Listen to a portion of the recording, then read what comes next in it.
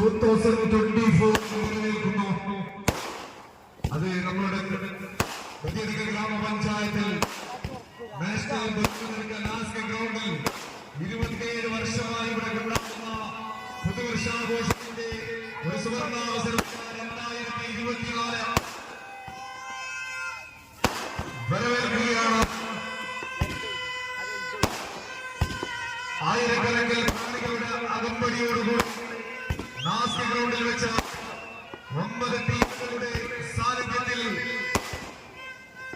കാസർഗോഡ് ജില്ലയുടെ വോളിബോൾ മാമാങ്കത്തിൽ വിജയിച്ചിരുന്ന